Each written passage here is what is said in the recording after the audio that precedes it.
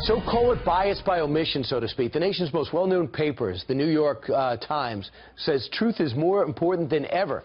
Times and Washington Post say democracy dies in darkness. Well, the Post ignored the bombshell story then of Susan Rice and unmasking of members of the Trump administration that came out over the weekend. So why aren't journalists eating this story up, even regardless of their take or what they hope will happen? Let's ask the managing editor of the Media Research Center, Brittany Hughes.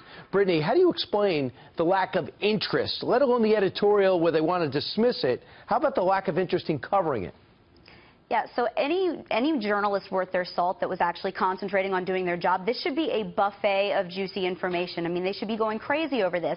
Here you have a situation where a former president's national security advisor ordered the unmasking or requested the unmasking of American citizens' names who had been caught up in surveillance of foreign targets, and had no real reason for doing so. It's alleged that she did so to help in a political election year, to help a specific party. This should be something that the media is jumping on. This is a gold mine for any media that actually cares about telling the truth. But as we've seen, especially over these last few months, that's not what you have here.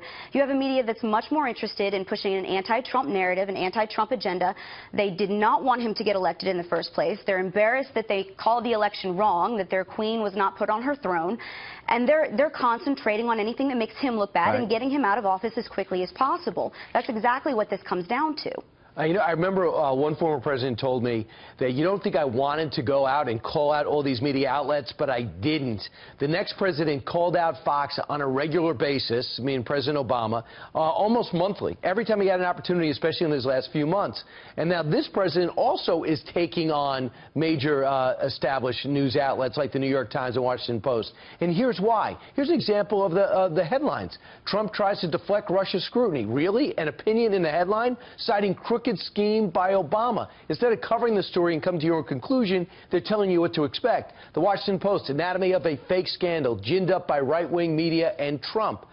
I mean, how could that actually be the case when you actually have empirical evidence that shows at the very least a need to follow up these clues? So here's what's really shameless about the media these days. They will spend hours of wall-to-wall coverage trying desperately to dig up any shred of evidence that they can that Trump and Russia colluded to change the outcome of this election, and yet they will completely ignore proof that Susan Rice, and by extension the Obama administration, may have done the exact same thing. It's incredible. It's shameless. Brittany Hughes, thank you so much. Interesting take.